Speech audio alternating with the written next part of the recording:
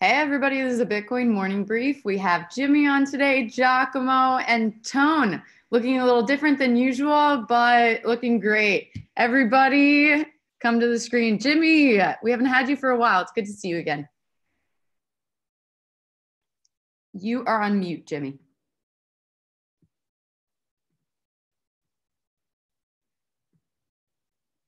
Oh, I'm muted. Yep. Sorry. Yeah, thanks for having me again. Yeah, I don't know who that guy in the corner is. What Tone Vase? You sure that's the same guy? He looks like some buff, like alpha male from a gym or something. I don't know what's going on. No, I'm trying to turn into Jeff Bezos. This is what happens. I probably should have waited for the bull market. I'm hoping that this will kick off the bull market. Well, no, I think it gives you sort of that like I don't care what anyone thinks kind of look, which is I think very suited to what you've been saying about the bear market for a while now. And you streamed it last night, Tone. I did. Did you watch it? I watched a little bit of it. I was at the movies, but it was pretty hilarious. I saw Sasha hosting. That was awesome. Boom! There it is. Nice. I'm still debating. So I'm gonna get another haircut in about before I have to go away in about 3 weeks. So in like 3 weeks time, we'll do it again. I'll decide if I want to just use a razor and we're gonna go completely shaved, or maybe we get the mohawk going. Nice. I think you have strong enough brows that you can pull off that like completely slick look and. Yeah, and then you gotta wear like a muscle shirt, and then like just get really jacked. So you know what? Since my like I threw on Don't Trust Verify, but I didn't realize this was a small, and because the other ones were lost. Like I wanted to wear a Don't Trust Verify, but my other ones were lost in the luggage when they lost all my clothes. So no, you gotta get one of those muscle shirts, man, like the kind that show off your arms and stuff like that, man. Like you gotta shave off your head, and then you gotta get one of those muscle shirts. You can cut it yourself. It'll look even more badass. Giacomo, hello. Yeah. Let's say that after the Roger Ver debate in Swim Pants, Tone became the Bitcoin sex symbol and the Bitcoin badass. So this is all part of that evolution. But I cannot avoid thinking that this has some kind of price significance. I mean, it's impossible that Tom Vase shaved his head without that impacting the price. So I'm optimistic. I think I will buy something more. Yeah, you know what? You would think I would have saved it for a better occasion, but the problem is I'm just like not in the U.S. enough. Like I can't do this like in some random country, and like I'm leaving in about 3 weeks, and I may not be back to the U.S. until like the summer for a few weeks. And again, it's crazy why I'm still a U.S. citizen. I probably won't be in about 6 months. I'll figure out a way not to be, because it just makes no sense. I'm never here. So you cannot shave your head without being in the US? Is that like a FACTA rule or something? Well, what is that? Who cares where you shave your head? No, but I wanted to, live stream it, and I wanted to do it with someone that I know that was like it was yeah, I can do it in my bathroom, but that's not fun, You're right. All right, let's go. Well, actually, all of us are wearing Bitcoin swag. Jimmy, you showed me your shirt before. It's pretty awesome. There you go. It is do your own research plus hold equals moon. And then, like, of course, the back is even better. Yeah. So anyway, love this shirt. Tone used to have one, but he lost it along with his luggage back in the, pre-cruise days. All right, let's get this show started. Awesome. Okay, so 1 year on from Bitcoin's record high, its price has fallen. So far, it's too costly to mine. So, Jimmy, I'm going to start with you. JP Morgan, JP Morgan they put here, but yes, Chase is saying that mining is becoming uneconomical for some. Everybody always loves talking about this. What are your thoughts on the article and just the current mining environment in this bear market in general? Well, I mean, this always happens during a bear market. As the price lowers, it makes it more uneconomical for the marginal players. But there are always players that are smarter, that can mine for cheaper, and so on. And this is exactly what happened in 2014, 2015. There were tons of mining manufacturers. There were a lot of pools that more or less disappeared. You know, there used to be like cloud hashing contracts and things like that. None of those really are around anymore because they were really economically inefficient. And this is part of the Austrian business cycle theory, which is that when you have malinvestment, they tend to call out during a bear market. And this is exactly what's happening. If you, like during a bull run, almost anybody can make money because it is just so enormously profitable. During a bear market, you have to be a lot smarter and have to, like, be a lot more economical about where you get your electricity, where you get your mining equipment, how you source everything. You can't just pay everybody like giant salaries and things like that. And, you know, this is not only happening in mining, but in a lot of other places as well. And that's a very good thing because, the strong survive, and you want the strong companies to survive, and not, you know, all these like fluffy ones that, can only make money when everything is perfect. You want the ones that know how to be efficient, you know, can source from all sorts of, players that, provide electricity for cheap, that are more mobile, nimble. Bitmain was one of those companies in 2014, 2015. It'll be really interesting to see if they're still that nimble, because I suspect they're not anymore. They've grown too gigantic. They've probably made too much money, made a few too many acquisitions. And of course, they invested way too much in Bitcoin Cash and have basically drunkenly gambled away a lot of their profits. So we'll see how that plays out. But that's my take on the current situation with mining. Thanks, Jimmy. And yeah, we all know Bitmain is definitely in trouble with their IPO right now. Giacomo, what are your thoughts as a follow-up, especially Jimmy's saying, people will get smarter, the smarter will win. How will this also affect, smaller miners versus larger miners? What are your thoughts? So the title is wrong because it makes you assume that if the price fall, it's let's say structurally too costly to mine, while that's not the case because Bitcoin has a difficulty adjustment. So it's just a little time window in which actually profitability goes down in price if price goes down, but then the difficulty follows hash rate follows profitability, and so it automatically adjusts. That's also the origin of all these urban legends about death spirals and bullshits like that.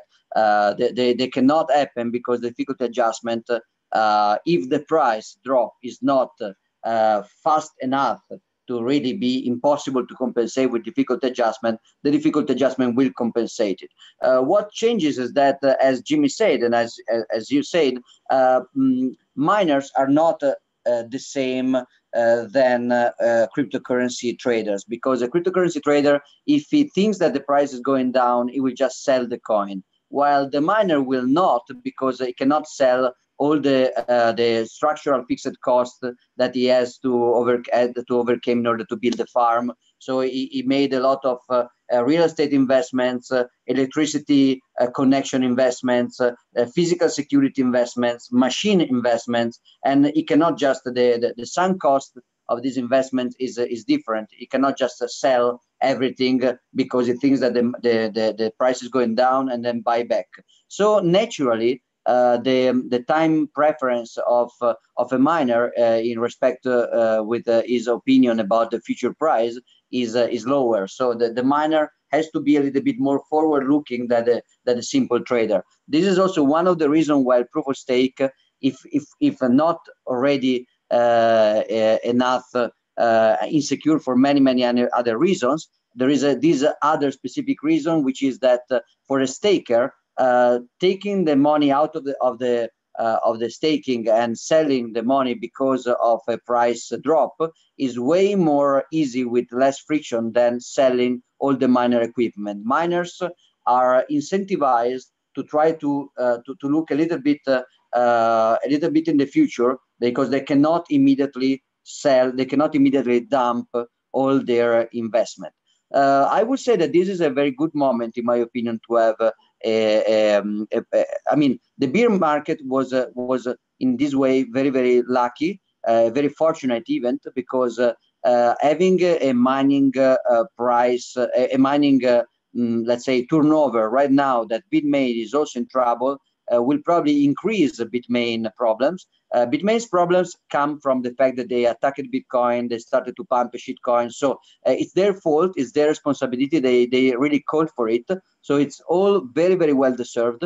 But the hash rate and the price beer market in general will also help this miner turnover, probably giving a good opportunity for competitors to step in at this moment and giving a very hard time to incumbents to keep their market share. So yeah, very good, good job, Bitcoin. Thanks, Giacomo. Tone, as a follow-up as well, thoughts on Giacomo's comments, especially the differences between traders versus miners continuing given the fixed costs. You know, could this affect the current, future bear markets? What are you thinking in general? RTA Maestro, plus you're a Bitcoin miner. We've seen that. Yeah, that's funny. I managed to live to set up my miner and not get electrocuted. That's a huge plus. Yeah, so I learned a huge deal of respect for the miners because the amount of trouble I had setting up my one miner, I have no idea how they maintain like 1,000 miners in a warehouse. That's insane. All right, so look, I agree with the critic that there is a point in the price of Bitcoin that is very critical for mining and security and the infrastructure of Bitcoin. But that critical point is so much lower than we are right now. Like, don't even talk to me about it until Bitcoin is below $1,000, because people will always mine. Like if you scroll down that graphic, you see how profitable mining has been over the last year. They were making what, like $4 per, is that per kilowatt hour or something, or per terahash? I'm not sure what their metric is. I'm looking at it with like a small screen, but mining has been incredibly profitable. It's a USD day for terahash. Per day. There it is.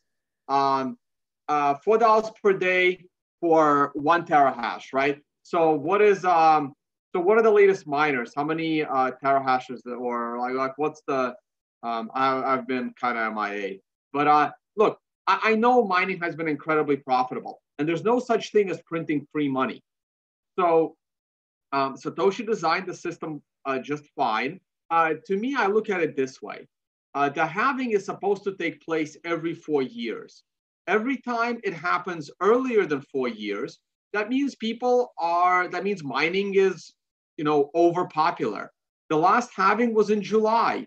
The current halving was projected to be in May. I know the whole Bcash stupid slowed that down by a little bit.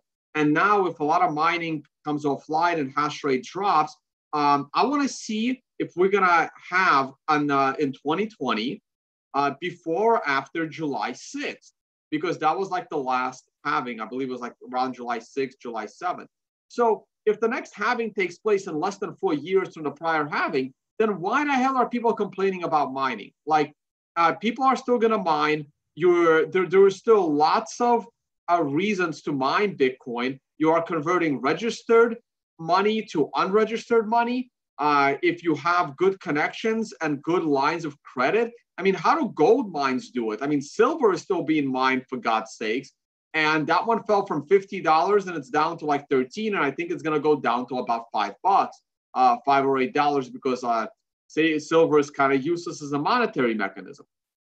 So I don't see a big problem with it. There are lots of places you can mine with unreasonably cheap electricity, maybe even free electricity, and in some countries.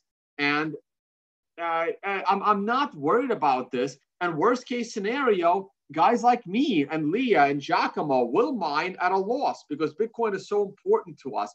And I think this will only decentralize Bitcoin in the future and not centralize it, because I mean, I'm okay either way. I'm okay with mining being totally profitable and huge money pouring in. I'm also okay with mining not being profitable and all of the big companies go out, and then the regular people that care about decentralized money start mining, and then it's totally decentralized. Maybe not as strong, but strong enough not to get hacked.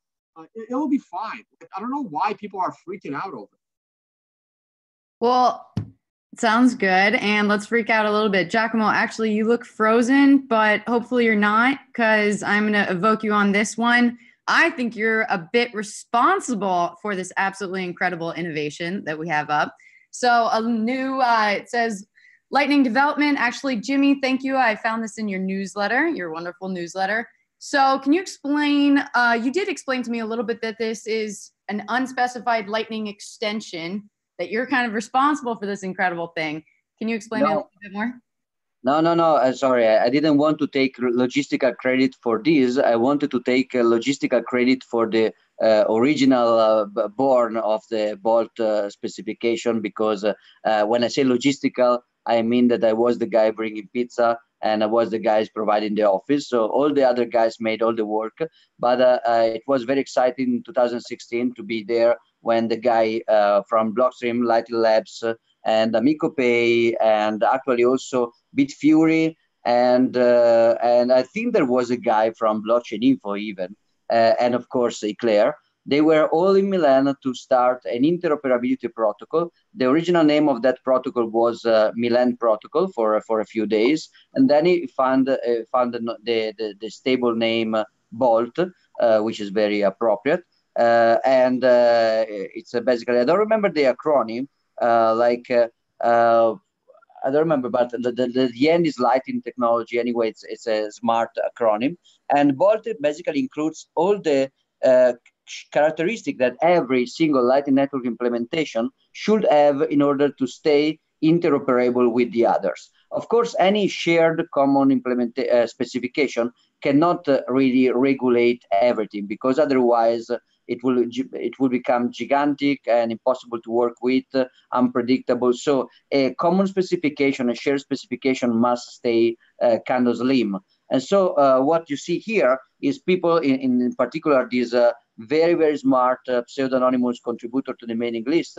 I love his contributions. They are always very, very well written and insightful. And he's basically proposing that some kind of tricks and things and features can be done using unspecified behaviors. So basically outside, I would say, the Bolt specification. The idea is that we cannot include every single possible exception or special use case inside Bolt, which is a protocol which is starting to get quite big. I mean, if you go on Lightning Network RFC, you can see a lot of stuff. And so this is a way to use an unspecified behavior in order to extend the features. Actually, the guy, the project, my developer and friend Alekos Filini is working on, we were talking about that also yesterday, RGB, is a project that is using some kind of unspecified behaviors of the Lightning Network protocols. So in a way, this kind of standardization of the non-standard behavior could come handy for what we are doing as well. In general, I would say that for many developers, looking at the Lightning Network specification and Bolt could be even more fruitful than looking right now to Bitcoin Core, let's say, structure, because the Lightning Network development is faster, less critical, because you can mess up a little bit more, while you cannot mess up with Bitcoin on chain. And also, it's a little bit more standardized, I would say. There is a more Bitcoin on chain emerged from Satoshi himself and then some guys, but it was very organic and not planned. While the development of Bolt is kind of easier to follow because it's more structured and more ordered. So it's a pleasure to follow up. Thanks, Giacomo. And Jimmy, follow up to Giacomo. Any other thoughts? Well, I like the whole idea of permissionless innovation. I spoke about this in my show yesterday. I have like a weekly show that goes over my newsletter now. And you know, I like the whole idea of this is so that Lightning development isn't centralized. It's you don't need to ask anybody for permission to do a particular thing, and that's a very important ethos of Bitcoin. Whereas like something like Ethereum or EOS, you need to go to some central party and be like, hey, can we get this thing in? And you need to curry their favor and so on. With Bitcoin, with Lightning, it's totally not like that. And that's a very important social thing to have, because now you can be, you know, some nobody, but if you make some sort of extension that's very useful to everybody, you can just sort of do it, and you don't need anybody's permission. You can, as long as people start using your stuff, then it has the potential to become the standard, and it's very much decentralized, and that's a very good thing. That's a very good thing, and this is one of the things that distinguishes Bitcoin from a lot of other coins. It's actually decentralized, and the developers in particular are committed to making it decentralized, not you know, like, you know, committee has to approve it or whatever, like they do in BAB and BSV or whatever. You know, they're all centralized, right? But Bitcoin is very different in that regard. That's the ethic that I like. That's very much the cypherpunk way. And I hope that this sort of thing continues. I hope somebody comes up with an unspecified protocol extension that becomes popular just sort of out of nowhere. And that's what I like. Thanks, Jimmy.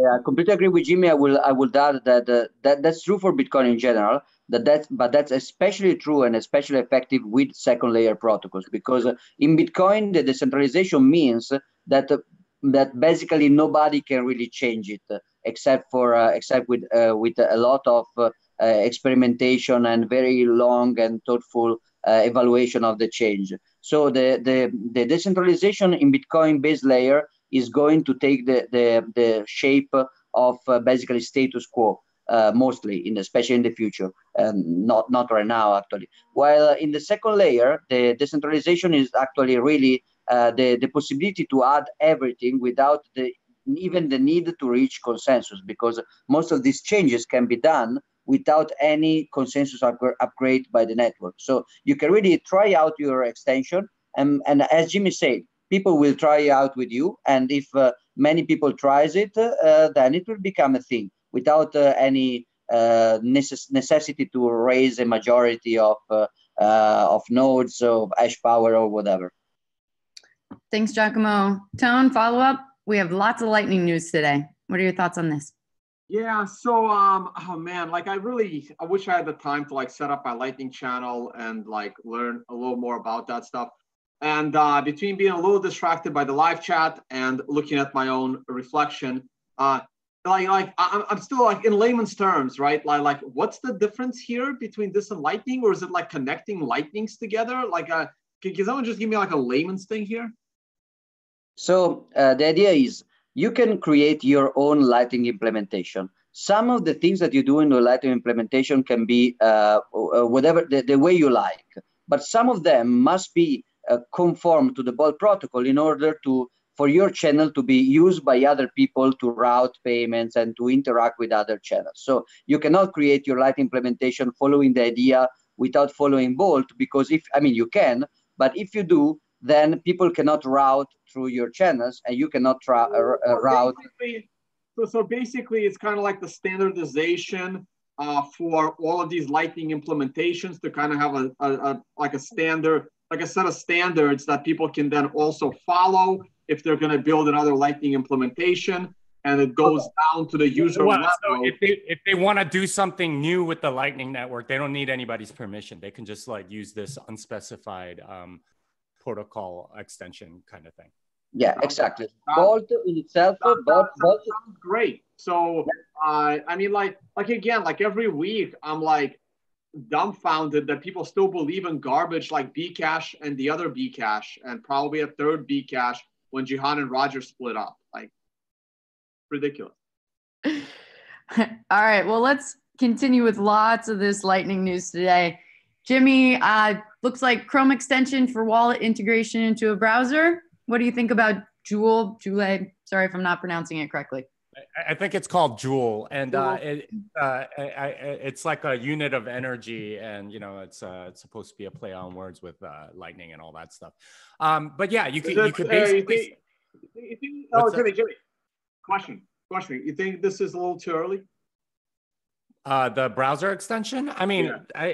Is it going to get like mass consumer adoption tomorrow? Absolutely not. But it's a great experiment. I think it came out of the chain code Lightning, residency. One of the guys there, made a presentation and everything. But it works right now. And if you use Pierre Rochard's, let's see, what's it called? The fast node implementation. It's like a one-click thing where you can basically launch this on your browser with all of the backend that you need.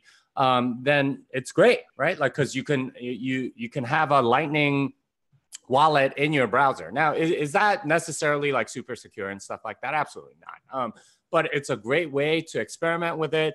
You can go on yalls.org and pay people for various things. I'm not sure if Yalls uses LiveNet or TestNet or whatever.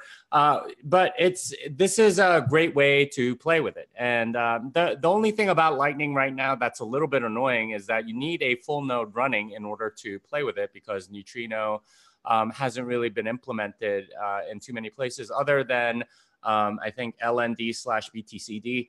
And that's obviously from the Lightning Labs guys who are working on that Neutrino protocol. So long story short, you need to download the entire blockchain and have a full node running on your computer in order for this to work, which is a little bit annoying because that's almost 200 gigabytes of data. But all that said, it's a great way to play with it. I'm probably going to set something up like this very soon. I also want to have a Lightning store for my book. And I got a bunch of Antonopoulos's books and my cheat sheet and all that stuff that I want to sell. Maybe even some T-shirts. Tone and I want to sell T-shirts and carnivory dinners and all that stuff on this stuff. So stay tuned. We'll this may be a way to go forward. Just don't expect sort of the best security practices and stuff. This is still evolving, and it takes some time to get right. Thanks, Jimmy. Giacomo, so is this similar to MetaMask and off-chain with Lightning? And do you need a full node to point to with this? What do you think? Absolutely, your comparison is absolutely correct. This is somebody could say that this is a MetaMask for Bitcoin. MetaMask is an extension of Chrome that lets you interact with web pages containing instruction for Ethereum Solidity contracts, let's say. So it's interesting because I remember when MetaMask came out, I think it was the beginning of 2017 or late 2016, something like that. I remember discussing with some Bitcoin developers, complaining because I said, yes, Bitcoin is great and Ethereum, I already had studied Ethereum back then, and I reached the conclusion that Ethereum was shit. But I was saying, okay, technologically, Ethereum sucks and Solidity sucks and dApps are nonsense. But from a user experience point of view, MetaMask is very cool. I mean, kudos to them. You have an extension in your browser. It's super easy to interact. Let's say that you have to pay to pay cryptocurrency for something. Instead of just having the website showing you an address, then you copy the address in your clipboard, then you pass the address in your wallet software. Instead, the extension just understands the web page, and you just have a button, pay here, and you immediately pay with Ether in that case. And the answers that I got from the developers back then were that Bitcoin on-chain experience was not well suited for this kind of interaction because first, browser extensions are not secure. So if people start to use a browser extension wallet to keep a lot of Bitcoins, that's bad because basically that's a good way to have giant financial losses.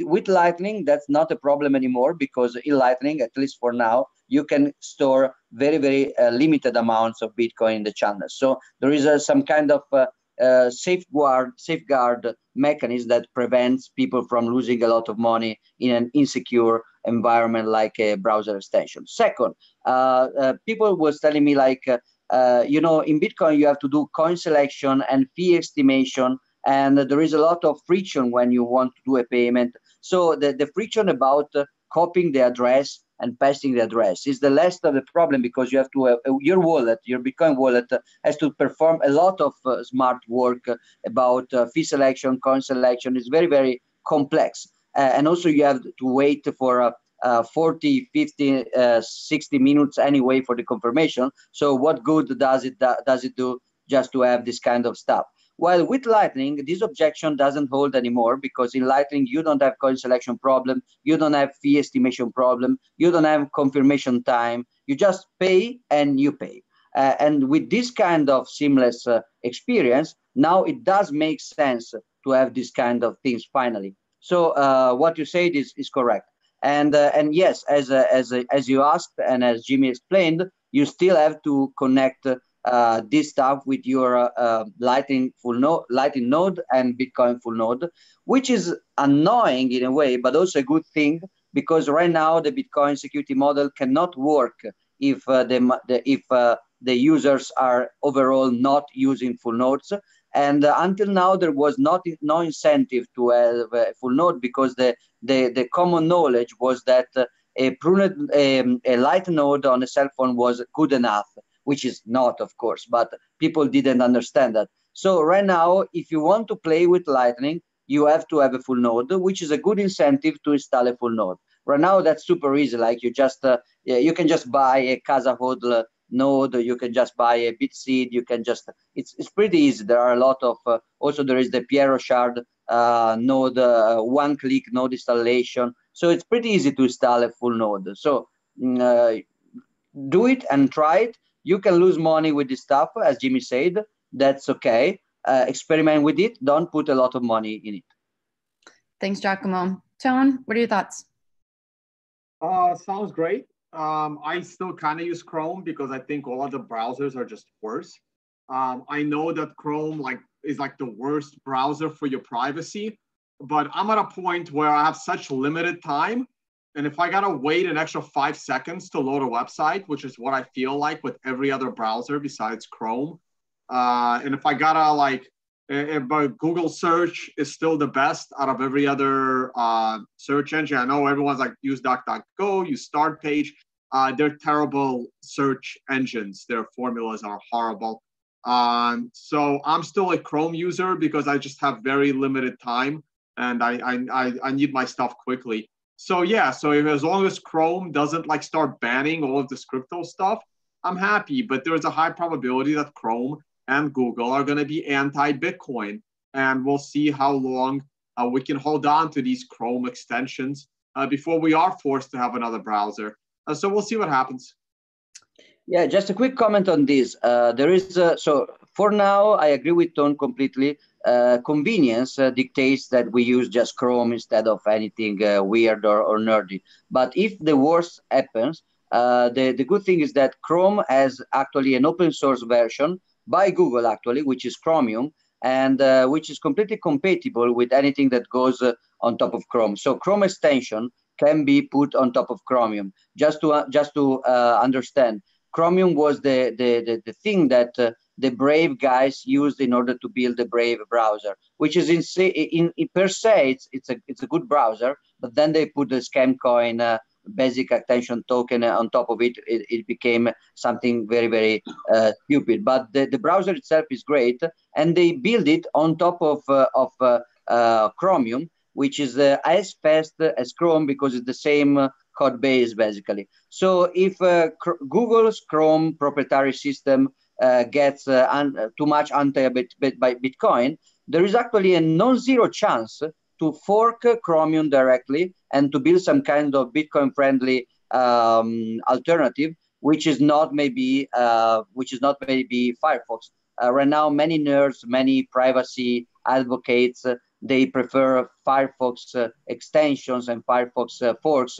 But I agree with Tone that the performances are not comparable right now. Yeah, no, I used Firefox for like 10 years. It was like it has the worst memory leaks. Like the amount of like browser tabs I have open on my computer with Firefox, like a quarter of the amount of tabs I have open, my computer becomes unresponsive. Well, like I found it's great when you have like 3 tabs open, but when you're actually doing a bunch of work, Firefox is ridiculous. I tried the Chrome browser. I didn't like it at all. Besides the scam coin aspect of the Chrome browser, I didn't like the browser experience itself. So I went back to Chrome. Brave. You mean Brave, not Chrome now. That's right. I mean Brave. Yeah. The Brave scam coin browser. Well, we can all see that I'm using Chrome, so I am in Tone's camp right now. To have everybody on here laugh, live chat is saying that we should bring back Netscape. So just let you guys laugh on that one. Okay, so this is very cool, and I'm actually going to go to their Twitter feed. But who needs Verizon? Blockstream broadcasts entire Bitcoin blockchain from space. I'll bring that one back up, but you can get a cool little video here. Oh, and I'll turn that off. Okay. So one quick quote from it, which is, I think sums it up very interestingly, but further, the data being transmitted by the satellite network has expanded to include all Bitcoin transactions instead of just the information about the final blocks of transactions that was previously available. In January 2019, the new API will also let users send messages about price and more without the need for the internet. Jimmy, thoughts? This looks pretty cool. Yeah, a lot of exciting updates. First of all, they're covering more of the world with the satellites. I guess they rent some bandwidth from satellites and so on. But there's coverage over Asia and and the Pacific and things like that. The other part that was subtle that was really intriguing to me is that they're going to have the option of an uplink. So right now with the Blockstream satellite, what you get is the blockchain data sent to you. So you can get data about blocks, and you can keep it in track. So you could get paid and use the Blockstream satellite to verify that you've been paid. What wasn't available before that will be available now is the ability to uplink your transaction. So you could broadcast back to the satellite your transaction using the Blockstream satellite, and that will get into the blockchain provided you have the right amount of fees and so on, which is really, really exciting because that means that you could be in North Korea, which has basically a closed intranet for all of their internet stuff. And if you have a Blockstream satellite, you could do a Bitcoin transaction from North Korea or in the middle of the Pacific or wherever there isn't, internet. You can just use the satellite to do a lot of it. That's very exciting. There's going to be an API around that, which they're going to release. It's a really exciting development. And this idea that you need the internet in order for Bitcoin to work, it hopefully is going to be obviated by this development, and very exciting. I'm looking forward to it. Hopefully, I can bug Samson or Adam about getting me one of these mini satellite dishes or whatever. And I thought they already gave you one, Jimmy. They gave me the big one. I couldn't set it up. It's like you have to get a new radio working and all this other stuff, and you can't use a normal full node. You have to use a fiber full node and all this other stuff. It gets very complicated, and I could the hardware aspect and pointing the satellite dish in the exact right direction and doing micro adjustments to it so that it's pointed exactly. Yeah, that it was just too much of a pain. So I couldn't get it set up. They have a smaller dish now, which is a lot easier to set up apparently. So that's what I'm going to wait for. Thanks, Jimmy. And yeah, we have a pretty cool picture here of Adam and Samson. Giacomo, the piece talks about Liquid, Mesh Network, obviously Lightning, lots of stuff seems to be going on here. And obviously it's cool rockets. So what were your thoughts when Blockstream announced this? It's great. Blockstream is in the right position to become something comparable to to what Cisco was for the internet. So the internet is a decentralized protocol, so everybody can build a piece of internet infrastructure. But then you need strong global committed companies in order to build some reliable redundancy in the infrastructure. What Cisco did basically for the physical connection of internet. So the internet itself is one of the weak spots of Bitcoin right now, because it's not easy to stop Bitcoin, but in some country it's scarily easy to stop the internet or to provide the coming of the internet, because internet service providers are quite centralized right now, and this is a great answer to that. This is a great improvement.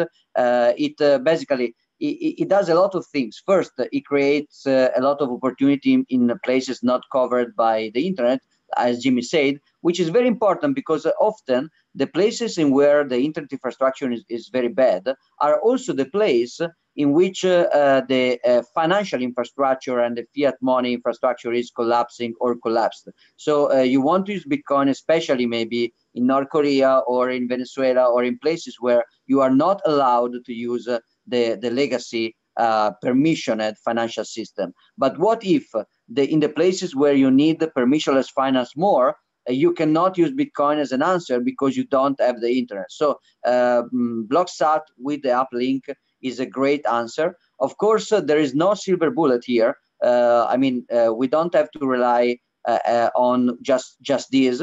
Because it could be somehow a centralization, and also it could be censored, it could be corrupted in some particular scenarios. So what is important is that Blockstream sends up other satellites in the future, maybe with different hosting companies, because the satellite is not, even if the video is super cool, but it's not 100% realistic. The satellite is not owned by Blockstream. It's let's say rented, and the Blockstream needs to rent out from other satellite companies other satellites, and other companies need to do what Blockstream is doing in order to help the infrastructure. And we also have to develop alternative internet evolutions from satellite, like mesh networks, Gotenna, radio mesh networks, and stuff like that. And also we have to fight to keep the normal old legacy internet as much accessible as we can. So it's a very complex fight, and this is a super important weapon in this fight. It is not sufficient, but is absolutely necessary. Another very good thing that it does is to establish a difference, an infrastructural difference between Bitcoin and shitcoin. So one of the problems of Bitcoin is that it doesn't work as money if it's possible to clonate it infinite times. If everybody can clonate Bitcoin and the market just doesn't see any difference, then you have infinite inflation. So it's important that you have a distinction between the real thing and the clones. And physical infrastructure like this is an important distinction. Like you can copy the Bitcoin code base, but you cannot copy the financial infrastructure. So market depth, market cap, market instruments like futures, derivatives. And you cannot copy the physical infrastructure like ASICs, but also this kind of wonderful things like the Blockstream satellite.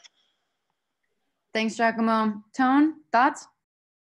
No additional thoughts. I thought they had a bunch of satellites up there already, and then I glanced at the article. I'm like, oh, they did have a bunch of satellites up. They launched a fifth one specifically for the Asia region, which is great. Now they're covering the whole world except Greenland and Antarctica, so we're probably okay. I like the. I mean, it's.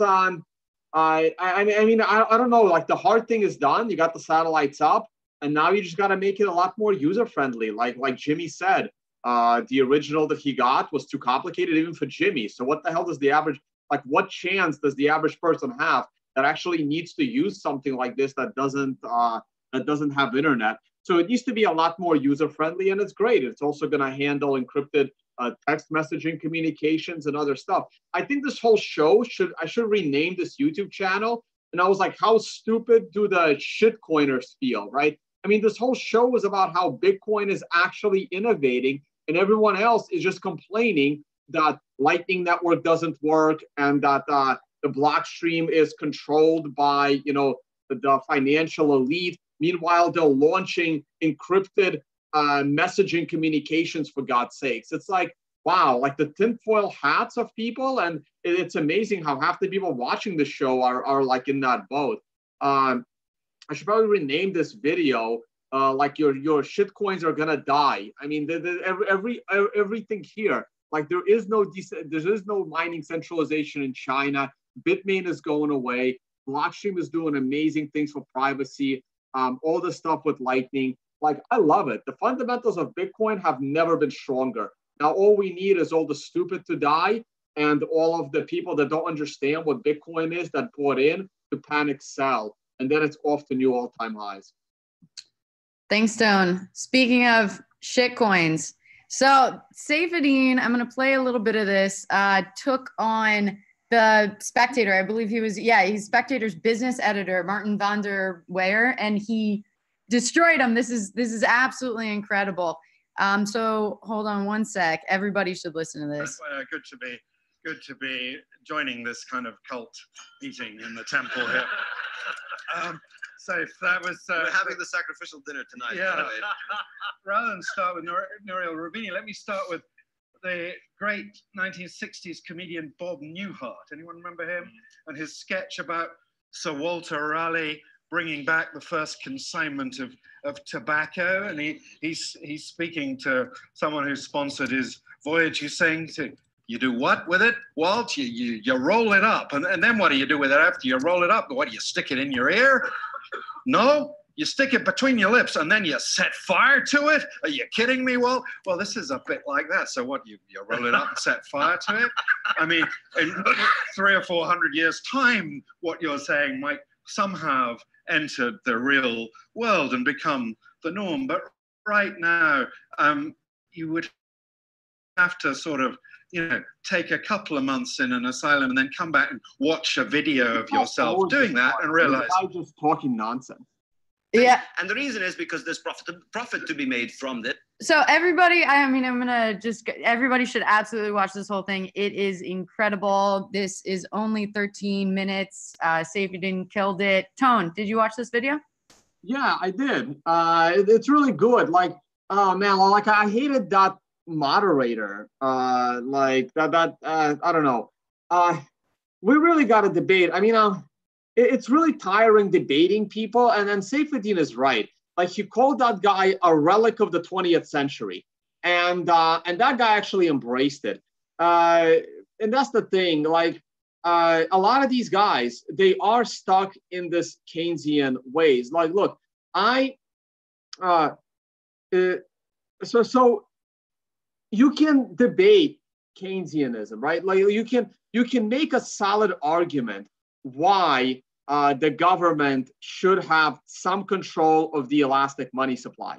But the thing is, if you're going to make that solid argument, you have to understand the other side. And the problem with a lot of these people, like Krugman and Nouriel Roubini, they just don't understand Bitcoin. They don't, and they're in their own echo chamber. They're listening to another Nobel Prize-winning economist who doesn't understand Bitcoin, pretend that he understands Bitcoin. So it's got to be very frustrating for Saifedean to debate these guys. I thought that the best point that Saif had in this debate is he's trying to explain to this guy that in your world, you only care about the next quarter earnings. So anything that's going to happen 4 months from now is irrelevant to you. And that's why you can't understand Bitcoin, and you don't understand why people will even consider saving money. And that's a really great point, because all of these guys, they either want Bitcoin to be a fully functioning financial system controlling the world, or they think it's garbage. Like to them, there's nothing in between. Either get it done this quarter or it doesn't exist. It's amazing. Like I would love to see a track record of economists actually, running a company. where someone at that company needs to think beyond the next quarter earnings. I thought that was like the best statement that Safe had, though he had a lot of other great quotes in that little debate. But it was like people treat someone like Saifuddin as a joke, and that's a problem. I mean, the guy is a PhD economist from Columbia University. He's a professor of economics, probably wrote a book that's going to be, an amazing book. People are going to be referencing that book for 10 to 20 years to come. And like his own peers are just like laughing at him. And it's so frustrating to watch. So frustrating. Thanks, Tone. Jimmy, he's taking on no coiners. I love this type of debate in general, but what do you think about this? Well, I watched the debate. It was great. And he goes into the economics very well. And, you know, like Tone said, a lot of the mainstream economists treat Austrian economics as if it's like flat earthers or something like that. Really, it's the other way around. Keynesian economics has never really worked. And to the extent that it's worked, it's only because of the innovation from the private sector, not because of their management of the elastic money supply or whatever it is. I get very frustrated like watching a lot of these because the assumptions that these guys come in with are just like very obviously and provably wrong. And you basically end up talking about stuff from their frame, and it's just sort of the wrong frame, right? It's like unemployment is the biggest thing. No, that's not the biggest thing. The reason why unemployment exists is because of these policies that you've made, and because of a lack of sound money and so on. So for me, these debates are great. And I like safety in doing them, but it's a little bit frustrating for me to watch just because of the assumptions that a lot of the people on the other side of these bring in. I think one guy that we can point to in sort of the greater crypto community that's like that is Jackson, right? The creator of Dogecoin. He's like a full-on socialist. He comes in with all sorts of assumptions about how you need like equality of outcome, for example, and it's a ridiculous kind of assumption. But in his mind, he's like being logical, but he's clearly not. So it's kind of a waste of time to debate him on those terms because he believes that there should be equality of outcome. That's his like axiom of faith. And if there's no way to sort of like argue him out of that. So it ends up kind of being a waste of time. A lot of these debates feel like that. That said, listen to Safety, read his book. I am thinking about doing like a YouTube show where it's like a book club where, you get like 3 or 4 people that have read it. And, you just talk about like a couple of chapters and what insights there are and stuff like that. I don't know. If you guys are interested, let me know. I just want to jump in real quick. In addition to that, like what frustrates me is like, again, someone like Nouriel Roubini, I debated him back in August and I explained to him, you can't equate exchanges and centralization, and censorship of Bitcoin on a third party centralized way with the protocol itself. And he continues to make that mistake. Me and Tour de Meester both tried to explain to him that the statistics that he has about mining centralization are over a year old, probably 2 years old. And he refuses to acknowledge the fact that he keeps quoting the Bitcoin is centralized in China when that is like, even if that was the case, it was the case years ago. But it bothers me that like you tell these people that they're using old data and they refuse to even acknowledge the fact that they are. Well, they're politicians, right? And they don't want to use any data that conflicts with their worldview, and they have a narrative. And this is what I call a lot of like modern day economists like the false prophets of today, right? Like they just sort of tell you what you want to hear. And it's mostly government people. Hey, you're doing everything exactly right. There's nothing else you can do. You really do need to, spend more money than you have. You need to run deficits. You need to print money, blah, blah, blah. you know, they're just sort of justifying what everyone else is doing. And that's their job. It isn't to be accurate or truthful. And you can't really debate people like that don't have a respect for reality or truth. And that's kind of the sad reality of modern life and postmodern debating. Unfortunately, it's more about style and not about substance. Thanks, Jimmy. Yeah, he does make this. I mean, he then rips apart and has a lot of fun. One of the quotes at the end is, Bitcoin Cash and all other alts are an IQ test. And basically, if you fall for them, you fail, which was a great one. Yeah, that was great. Giacomo, were you able to watch the video and your thoughts? Not yet, unfortunately. I will watch it for sure. I love Saifedean. I think he's especially very effective in real life. I mean, in life situation. Saifedean is. I mean, the book is great, but on Twitter, for example, you can see a lot of people trying to debate him without him really caring. So he tends not to engage in written form. In ephemeral written form. He is not a Twitter troll. Like I'm more like a Twitter troll. Like, while Saifedean is great, especially when he has the time to really elaborate the rational flows, and when he is able to really destroy irrational assumption or contradictory assumption. So he's great. The altcoin is nice because, yeah, Saifedean is one of the guys that is actually hated equally by no-coiner and by altcoiner, because since he is explaining the economics beyond Bitcoin, one of the major points underpinning the economics is that you have to have scarcity, so you cannot have infinite reproducibility of the digital gold concept. So that's the reason why altcoins are doomed, even if some good altcoin can even be created. That's not the case. Usually altcoins are 99% of the time they are just shit. But even if there was a good altcoin, there is an economical reason there cannot be an infinite reproducibility of the Bitcoin concept. So since he explains that very well, it tends to be the target of altcoiners as well. And indeed, I mean, I was thinking about what Jimmy said about Keynesian assumptions, like out of touch with reality assumptions, and they are not just a character, a feature of no-coiners like Rubini or like others like them.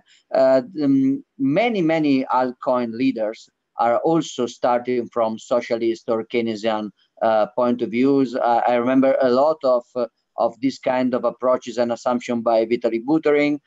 Some of these, of course, the Dogecoin creator that was mentioned before, and Craig Wright himself with Satoshi Envision shitcoin. There are a lot of altcoiners starting from a explicitly statist and Keynesian point of view. So they really don't get the reason why.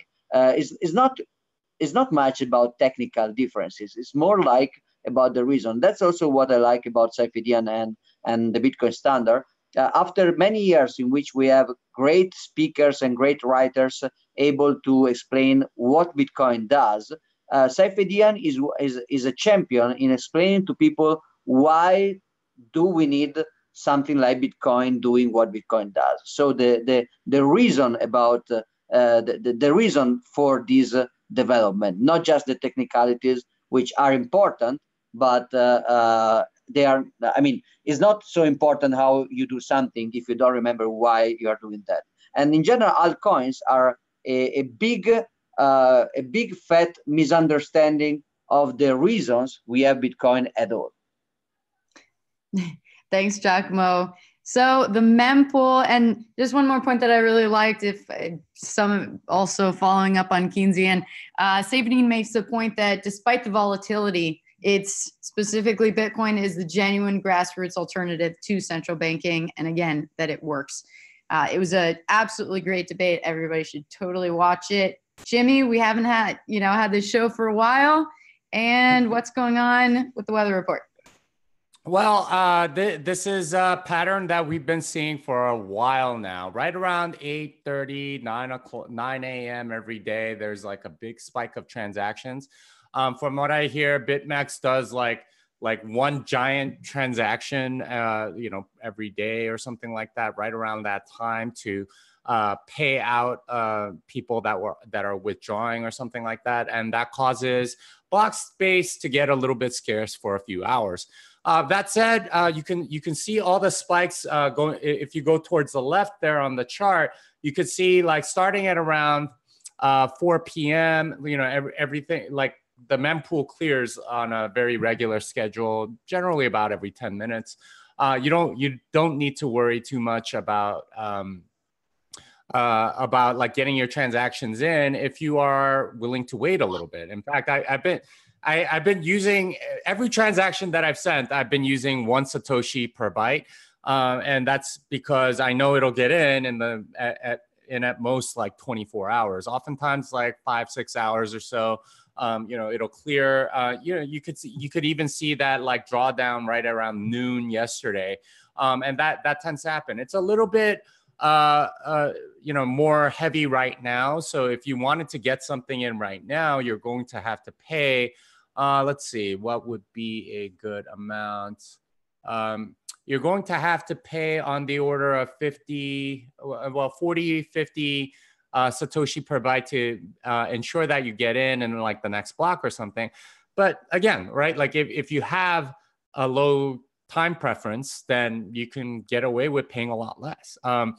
And this has been happening. I mean, do I expect fee pressure to continue going up? Yeah, because there's going to be more demand for block space as Bitcoin gets more and more popular. It's but then again, you're going to have some relief as Lightning becomes more mainstream and so on. I would say that right now things are looking pretty good. You can still get in transactions for very, very cheap, or as they say, unfairly cheap or whatever. And things will continue. That said, there are miners that are coming offline, and until like the difficulty readjusts and things like that, it does tend to fluctuate a little bit. Maybe blocks are a little slower. Things to think about. Thanks, Jimmy. And can you tell us, some updates on your side? What's going on? What's upcoming?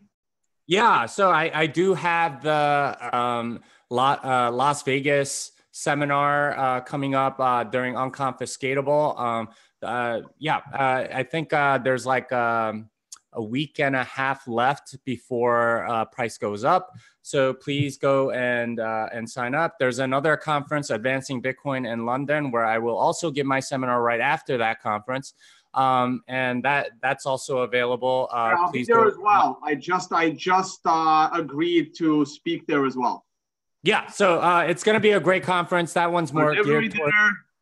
Yeah. There's going to be carnivory dinner at both. There's going to be my seminar at both. I'm going to be speaking at both. It's going to be a lot of fun. And I'm going to skip Satoshi Roundtable this year because it's right in between those two things. Yeah, I gotta make my decision on that like this week. Yeah. So between all of those things, a lot of things going on. I also pretty much have submitted my book. They just need to go through the publishing process. The cover is changing a little bit. It's going to be in color instead of black and white. So I'll reveal the new color cover in the next few weeks or so. But yeah, it should be coming out before South by Southwest, where I'll be speaking as well in March. So lots of different things going on. Oh, and I'm going to be teaching a class at the University of Texas based on my seminar. It's for graduate students. I think it's capped at 60 people. So if you do attend the University of Texas, you might want to take my class. So yeah, a lot of different things going on, and I'm trying to understand neutrino at the moment, and I'll design a class around creating your own light wallet based on neutrino and so on. But that's something I'm working on. I got like 600 projects. You guys know me. I can't really sit still. So there you go. That's awesome. All right. Well, I will definitely be seeing you in Vegas and potentially Satoshi roundtable. I was invited. So if you guys end up going, that'll be more fun back to back. All right, Giacomo, I couldn't tell before if you were stoic or frozen, but looks like you're back on. Jimmy, are you able to stick with us? I'm going to actually have to go. Sorry, guys. All Thanks, right. Jimmy. Bye, guys. This song is done. See you, Jimmy. All right, let's get to some TA. I will also look at you from the PC disconnected, so I can put down the telephone. All right, let's go to screen share. Oh, actually, so while we were talking about Saifedean, for people, I'm not going to read this, but I'm sharing the whole screen. So here, this is one of my favorite tweet storms by Saifedean. Please take a screenshot and please take a screenshot of this. Read it on your own time.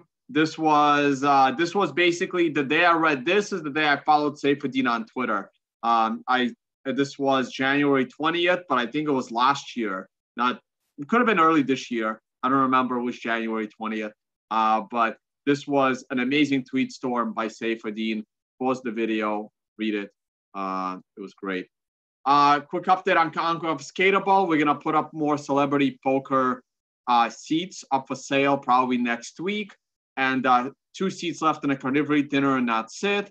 And registrations will go up after 42 more people buy a ticket.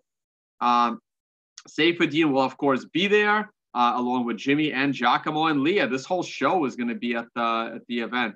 All right, let me just my workshops. All I have left is Phoenix and Las Vegas. So that's those are my workshops for now, and then I'm probably going to go webinars with the price of Bitcoin being down.